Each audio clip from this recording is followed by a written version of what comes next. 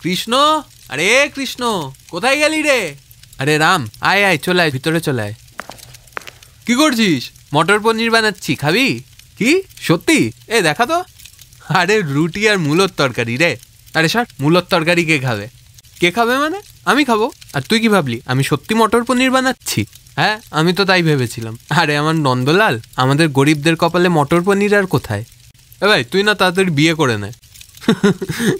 কি বললি? বিয়ে কেন? আমার বড় লোকই তো সহ্য হচ্ছে না। আরে তুই বিয়ে করবি তাহলেই না মটর পনির খেতে পারবো। আরে ভাই, তুই তো আমার অবস্থা সবই জানিস। আছে বলতে বাবার ওই ছোট একটা ক্ষেত, ওতে কাজ করে দুমুঠো খেয়ে শুধু বেঁচে আছি। বিয়ে করে কোনো মেয়েকে আর কী বা দিতে পারবো? আমার আবার বিয়ে। এই বলে কৃষ্ণ তার ভাঙাচোরা ঘরটার দিকে দেখতে লাগলো। চাপ নিস না ভাই, দেখবি একদিন আমাদেরও দিন আসবে। আচ্ছা, আর বড় লোক হয়ে কি করবি তুই? কি করবো মানে? মটর পনির খাবো। সকালে মটর পনির, দুপুরে মটর পনির, রাতে মটর পনির, শুধু মটর আর মটর পনির। আরে থাম রে ভাই থাম, মনে হচ্ছে তুই সারা পৃথিবীর মটর আর পনির শেষ করে তবেই থামবি। রামের এই কথা শুনে তার ছোটবেলার বন্ধু কৃষ্ণ হাসতে লাগলো। কৃষ্ণ খুব গরিব ছিল, কিন্তু রামের অবস্থাও ভালো ছিল না। দুজনের ক্ষেত পাশাপাশি ছিল। আগে যেখানে ওদের বাবারা একসাথে চাষ করত, এখন ওরাও একসাথে ওখানেই চাষ করে। তারপর ওই দিন দুপুরবেলা যখন দুই বন্ধু নিজেদের ক্ষেত সমান করছিল। কিরে কৃষ্ণ, এবার খেতে কি লাগাবি? ভাবছি গম চাষ করব। গম চাষ করব, রুটি বানাবো, কিছু হোক না হোক নুন দিয়ে রুটি খাবো। কি হলো, হাসছিস কেন? আমি ভাবছি মটর পনিরের চাষ করব। বাহ, খুব ভালো। শোন, যখন তৈরি হয়ে যাবে আমাকেও বলিস, আমিও আসবো খেতে। কৃষ্ণের পয়সা না থাকলেও ওর মনটা ছিল খুব তরতাজা। এইবার গমের উৎপাদন ভালো হলে ও কিছুটা গম বিক্রি করে দিল, আর কিছুটা নিজের জন্য রাখলো। তারপর একদিন সন্ধেবেলা। এই কোথায় যাচ্ছিস? ভাই অনেক দিন হয়ে গেল দাদুর বাড়ি যায় না, ওখানেই যাচ্ছি। আচ্ছা, ফিরবি কবে? 2-3 দিনে চলে আসবো, এবার কয়দিন থেকেই আসবো। কৃষ্ণর মামার বাড়ি কাছেই ছিল। 2 গ্রামের পরেই ওর দাদু দিদার গ্রাম ছিল, যেই গ্রামের নাম ছিল চম্বলপুর। নিজের নাতিকে দেখতে পেয়ে দাদু দিদা খুব খুশি হয়। দিদিমা, গ্রামটা যে একই আছে গো। কি করে হবে রে দাদু ভাই? না করার মতো কোনো কাজ আছে, না এখানকার জমি অতটা উর্বর। আমাদের জীবন তো কোনোভাবে কেটে গেল ঈশ্বরের আশীর্বাদে। এখানে খুব দরিদ্রতা। চম্বলপুরের অবস্থা সত্যিই খুব খারাপ ছিল। লোকেরা খাবারের জন্য যথেষ্ট পরিশ্রম করলেও তারা পেট ভরে খাবার পেত না। কিন্তু কৃষ্ণ চেয়েও না নিজের অবস্থার উন্নতি করতে পারত, না চম্বলপুর গ্রামের। 2 দিন নিজের দাদু দিদার গ্রামে থেকে সে আবার নিজের গ্রাম আনন্দপুরে ফিরে এলো। রাতে কৃষ্ণ নিজের জন্য ডাল রুটি বানিয়ে যেই খেতে বসল, তখনই একটা আওয়াজ এলো। কেউ কি আছে? প্রণাম সাধু বাবা। বেঁচে থাকো বাবা, অনেক দিন হলো কিছু খায় না। কিছু কি পাওয়া যাবে? হ্যাঁ, আসুন না। কৃষ্ণ তাড়াতাড়ি করে সাধু বাবার জন্য চাটাই পাতল আর খাবার জন্য রুটি আর ডাল নিয়ে এলো, যেটা ও নিজের জন্য বানিয়েছিল। সাথে একটা পেঁয়াজও দিল। সাধু তৃপ্তি ভরে খেয়ে তারপর কৃষ্ণকে বলল, ভগবান তোমার মঙ্গল করুন। তুমি একজন ক্ষুধার্ত সাধুকে খাবার দিয়েছ। তা বাবা, তোমার নাম কি? আমার নাম কৃষ্ণ। তা বাবা, তোমার খাবার আছে তো? হ্যাঁ হ্যাঁ বাবা, আমার আছে আছে। কৃষ্ণের কথায় সাধু খুব খুশি হলো আর তার মাথায় হাত রেখে বলল, তুমি খুব ভালো ছেলে, আমি তোমার সেবায় প্রসন্ন হয়েছি। আমি তোমায় কিছু দিতে চাই। না না বাবা, আমার কিছু চাই না, আমার সব আছে। এই শুনে সাধু বাবা মুচকি হাসল আর চোখ বন্ধ করে একটা মন্ত্র পড়ল, আর সামনে একটা বড় কড়াই এসে উপস্থিত হলো। এই নাও বাবা, এই কড়াইটা রাখো। এই কড়াইটা আজ থেকে তোমার। না না বাবা, আমার এত বড় কড়া লাগবে না। বৎস, এটা কোনো সাধারণ কড়াই নয়। এটাই শুধুমাত্র তুমি জল দিয়ে দিও, তারপর যে খাবার চাও সেই খাবার এই কড়াইতে রান্না হয়ে যাবে। এটা আমার বিশ্বাস, তুমি কখনো কাউকে খালি পেটে ফিরতে দেবে না। তোমার মঙ্গল হোক। সাধুর কথা শুনে কৃষ্ণ অবাক হয়ে গেল আর সে সাধুকে প্রণাম করে বলল, একটা কথা বলবো? বলো বৎস। আমার এরকম আর একটা জাদু কড়াই চাই। অতি বেশি লোভ করা ভালো নয় বৎস। না না বাবা, এই কড়াই দিয়ে আমি আনন্দপুরের লোকদের খাবার খাওয়াবো, আর দ্বিতীয় রান্নাঘরটা আমি চম্বলপুরে বানাবো। ওখানেও লোকেরা অনাহারে কষ্ট পাচ্ছে। ঠিক আছে বৎস, কিন্তু মনে রেখো, কখনো লোভ করো না, তাহলেই কিন্তু বিপদ। এই বলে সাধু বাবা ওখান থেকে চলে যেতেই আর একটা কড়াই এসে উপস্থিত হয়ে গেল।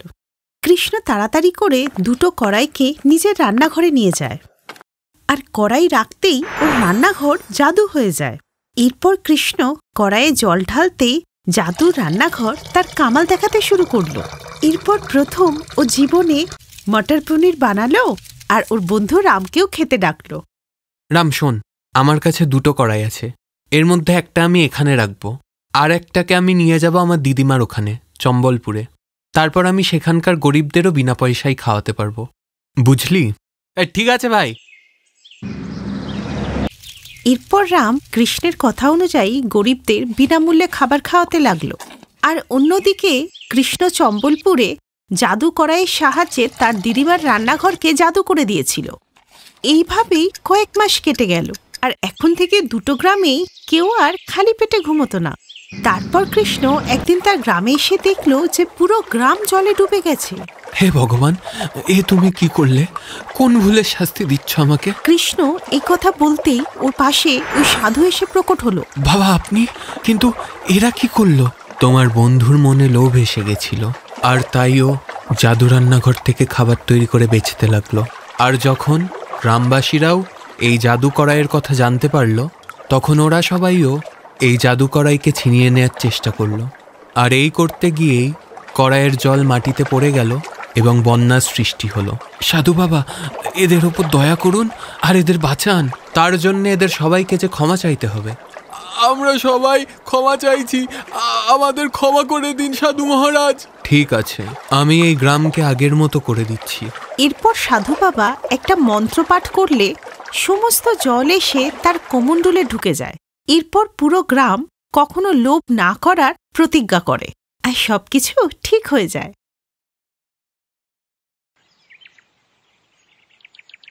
শিমুলপুর নামের এক গ্রামে কোমল নামের একটি বাচ্চা মেয়ে বাস করত। কোমলের স্বভাব ওর নামের মতোই কোমল ছিল।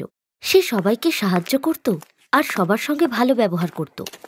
কোমলের মা ওর ছোটবেলাতেই মারা গিয়েছিলেন, তাই ওর বাবা দ্বিতীয় বিয়ে করেছিলেন। কোমলের সৎ মা খুবই বাজে স্বভাবের মহিলা ছিলেন। উনি সবসময় কোমলকে মারতেন আর বকাঝকা করতেন, আর ওকে দিয়েই ঘরের সব কাজ করাতেন। আর নিজের মেয়ে প্রিয়াকে একদম রানীর মতো রাখতেন। কোমলের বাবা উপার্জন করার জন্য শহরে গিয়েছিলেন, আর সেই সুযোগে কোমলের সৎ মা আর প্রিয়া ওর ওপর হুকুম চালাচ্ছিল।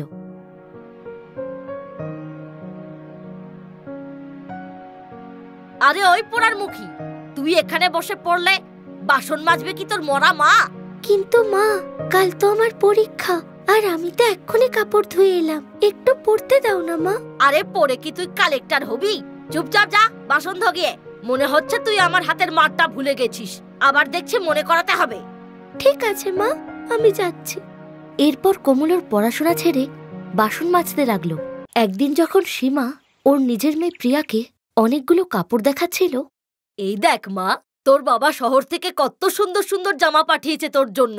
এইগুলো পরলে যে তোকে একদম রাজকুমারীর মতো লাগবে। মা, এই ফ্রকগুলো আমায় পরলে কত সুন্দর লাগবে না?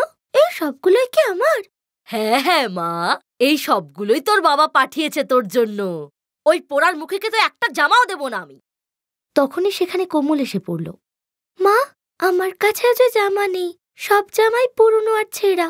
বাবা কি আমার জন্য নতুন জামা পাঠায়নি? তুই কি করবি নতুন জামা নিয়ে? তোর বাবা তোর জন্য একটা জামাও পাঠায়নি। প্রিয়ার পুরনো জামাগুলো আছে তো, ওগুলোই পর। তুই আমার পুরনো জামা পরবি, কারণ তুই ওটারই যোগ্য। কোমল উদাস হয়ে সেখান থেকে চলে গেল। কোমল আর প্রিয়া গ্রামে ঘুরতে চলে গেল। প্রিয়া নতুন জামা পরেছিল, আর কোমল তার পুরনো জামাটাই পরেছিল। তখনই প্রিয়ার দুই বন্ধু চিঙ্কি আর পিঙ্কির রাস্তায় ওদের সঙ্গে দেখা হলো। আরে প্রিয়া, আজ তোকে এই নতুন জামায় খুব সুন্দর লাগছে, কে এনে দিয়েছে রে? এই জামাটা শহর থেকে বাবা আমার জন্য পাঠিয়েছে। কোমল, তোর জন্য তোর বাবা কিছু পাঠায়নি? ওকে তো কেউ ভালোই বাসে না, তাই ওর জন্য বাবা জামা পাঠায়নি। তাই ও সবসময় পুরনো জামা পরেই ঘোরে, তাই তো ওকে কেউ পছন্দই করে না। প্রিয়া, আজ আমার জন্মদিন, তাই বাড়িতে একটা পার্টি হবে, তোকে কিন্তু আসতেই হবে। আর কোমল, তুইও আসিস। আরে তুই ওকে কেন বলছিস? ও তো ফাটা পুরনো জামা পরেই চলে আসবে। ওর তো কোনো জামাই নেই। আরে আমি তো ওকে এই জন্যই ডাকছি, যাতে পার্টির শেষে বাসন মাজার লোক পাই। এই বলে সব মেয়েরা কোমলের উপর হাসতে লাগলো। এই সব কথা শুনে কোমলের খুব খারাপ লাগলো, আর সে উদাস মনে বাড়ি চলে যেতে লাগলো। তখনই সে দেখলো একজন জাদুকর ওই রাস্তা দিয়ে যাচ্ছেন। ওই জাদুকরের হাতে একটি খাঁচা ছিল। ওই খাঁচায় একটি পাখি বন্দি ছিল, আর ওই পাখিটি খাঁচার মধ্যে উদাস হয়ে বসেছিল। ওই পাখিটিকে দেখে কোমলের খুব খারাপ লাগলো। এই পাখিটাকে কত উদাস লাগছে, নিশ্চয়ই জাদুকরটা ওকে বন্দি করে রেখেছে, এই জন্য ওকে এত উদাস লাগছে। আমার ওকে সাহায্য করা উচিত। এই বলে কোমল ওই জাদুকরের পিছনে পিছনে যেতে লাগলো।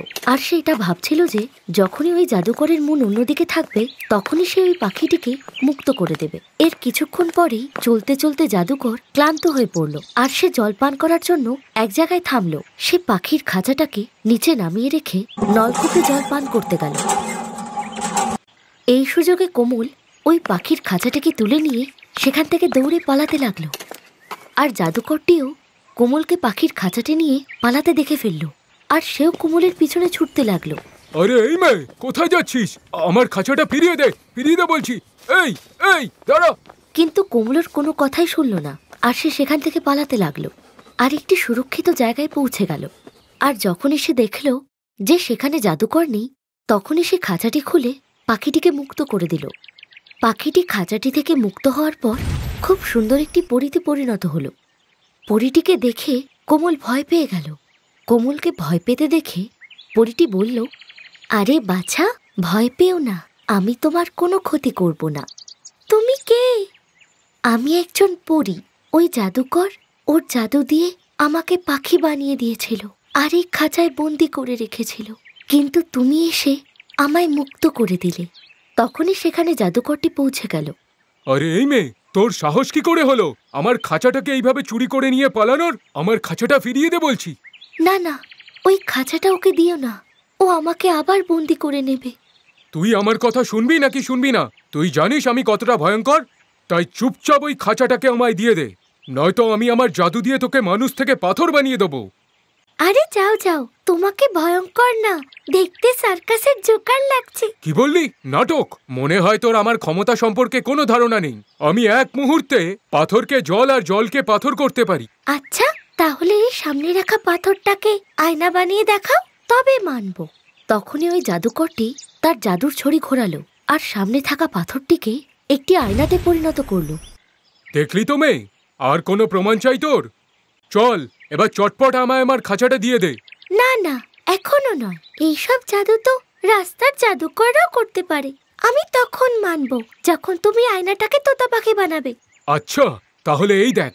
এই বলে ওই জাদুকর ওই আয়নার সামনে জাদুর ছড়ি ঘোরালো, আর আয়নাতে ওকেই দেখা যাচ্ছিল।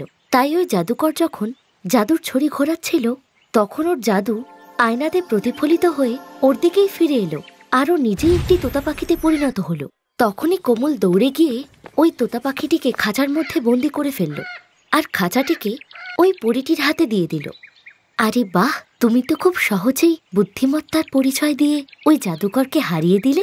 এখন এই জাদুকর কাউকেই বিরক্ত করবে না। আর আজ যে তুমি আমার এত বড় একটা উপকার করলে, তা আমি কখনোই ভুলতে পারবো না। তাই আমি তোমার যে কোনো একটা ইচ্ছে পূরণ করতে চাই। আমার কাছে ভালো কোনো জামা নেই, তাই আমার ভালো কোনো বন্ধুও নেই। তুমি কি আমাকে একটা ভালো জামা দিতে পারবে? আচ্ছা, একটাই জামা, ব্যাস। এই বলে ওই পরীটি একটি তুড়ি মারল, আর একটি সুন্দর গাউন কোমলের হাতে চলে এলো। আর গাউনটি এতটাই সুন্দর ছিল যে সেটিকে দেখে কোমলের চোখ যেন সরছিলই না। এই নাও, আজ থেকে এই গাউনটা তোমার। আর এটা কোনো সাধারণ গাউন নয়, এটা কিন্তু জাদুর গাউন। আর যখন তুমি এটা পরবে, তখন সবাই তোমার দিকেই তাকিয়ে থাকবে, আর সবাই তোমার সঙ্গে বন্ধুত্ব করতে চাইবে। আর এই গাউনটা সবসময় পরিষ্কার থাকবে, কখনোই ময়লা হবে না। আর তুমি যে রং চাইবে, গাউনটা সেই রঙেরই হয়ে যাবে। শুধু তোমাকে এই মন্ত্রটা বলতে হবে যে, শোন গাউন, আমি চাই যে তুই এই রঙের হয়ে যা। আর ও তোমায় সবসময় সাহায্য করবে। কিন্তু একটা কথা মাথায় রেখো, এই গাউনটা ততদিনই পরিষ্কার থাকবে আর তোমায় সাহায্য করবে যতদিন তোমার মন পরিষ্কার থাকবে। আর মনে পাপ জন্মালেই এর শক্তি শেষ হয়ে যাবে। এই নাও, এটা তুমি এবার রাখো, আর আমি চলি কেমন। এই বলে পরীটি কোমলকে ওই গাউনটি দিয়ে সেখান থেকে উড়ে চলে গেল। কোমল পরীটির কথা শুনে ওই গাউনটি নিয়ে বাড়ি ফিরে এলো। বাড়ি এসে কোমল গাউনটিকে হাতে নিয়ে দেখছিল আর ভাবছিল, ওই পরীটা যা বলছিল সবটাই কি সত্যি? এটা কি জাদুর গাউন? একবার এটা পরে দেখি। এই বলে কোমল গাউনটিকে পরতে চলে গেল। আর কিছুক্ষণ পরে ও গাউনটি পরে আয়নার সামনে এসে দাঁড়ালো। আর নিজেকে আয়নায় দেখে ও অবাক হয়ে গেল। ওই পরীর দেওয়া জাদুর গাউনটি পরে কোমলকে একদম পরীর মতোই লাগছিল। আর এমনটা মনে হচ্ছিল যেন ওর থেকে সুন্দরী আর কেউ নেই এই পৃথিবীতে। সত্যি ওই গাউনে এমন এক জাদু ছিল যা এক সাধারণ মেয়েকে পরী বানিয়ে দিয়েছিল। আরে বাহ, আমায় কত সুন্দর লাগছে এই গাউনটা পরে। আর ওই পরীটা তো এটাও বলেছিল যে আমি যে রঙের বলবো গাউনটা সেই রঙেরই হয়ে যাবে। শোন গাউন, আমি চাই যে তুই নীল রঙের হয়ে যা। এই বলে কোমল চোখ বন্ধ করে পরীর দেওয়া ওই মন্ত্রটি বলল, আর চোখ খুলতেই ও দেখল লাল রঙের গাউনটি নীল রঙে পরিণত হয়েছে। আর এটা দেখে ও অবাক হয়ে গেল আর সে খুশিতে নাচতে লাগলো। আর ওই গাউনটি পরেই পিঙ্কির জন্মদিনে গেল। কোমলের আত্মবিশ্বাস বেড়ে গিয়েছিল, কারণ ও জানত যে ওই গাউনটা পরে তাকে সবথেকে সুন্দর লাগছে। আর ওকে দেখে সব মেয়েরা চমকে গেল, আর ওদের চোখ কোমলের থেকে সরছিলই না। প্রিয়াকে ছেড়ে সব মেয়েরা কোমলের কাছেই চলে এলো। আরে কোমল, আজ তো তোকে খুব সুন্দর লাগছে। হ্যাঁ রে কোমল, তোকে তো পরীর থেকে কম সুন্দর লাগছে না। আয়, তুই আমাদের সাথে আয়। কিন্তু এইসব কোমলের সৎবোন প্রিয়ার সহ্য হচ্ছিল না, কারণ সবাই প্রিয়াকে ছেড়ে কোমলের সঙ্গেই বেশি কথা বলছিল। ধীরে ধীরে ওই জাদুর গাউনের জন্য কোমলের সব কাজ সহজ হয়ে গেল। আর ওর সৎমা ওকে যতই কাজ দিত, কোমলের জাদুর গাউনের সাহায্যে তা সহজেই করে ফেলত। এখন কোমল রোজই গাউন পরে ওর বন্ধুদের সঙ্গে দেখা করতে যেত, আর প্রতিদিন সে গাউনের রং বদলাত আর পরত। এইভাবে কোমল তার জীবন আনন্দে আর আরামেই কাটাতে লাগল। ওই জাদুর গাউনটি কোমলের জীবনই বদলে দিয়েছিল। এই গল্পটি থেকে আমরা এই শিক্ষাই পাই যে যদি তুমি সৎ, সাহসী আর পরিশ্রমী হও, তবে সাফল্য পেতে ভগবানই তোমায় সাহায্য করবেন। Best buddies. হ্যালো ফ্রেন্ডস, এই ভিডিওটা দেখার জন্য ধন্যবাদ।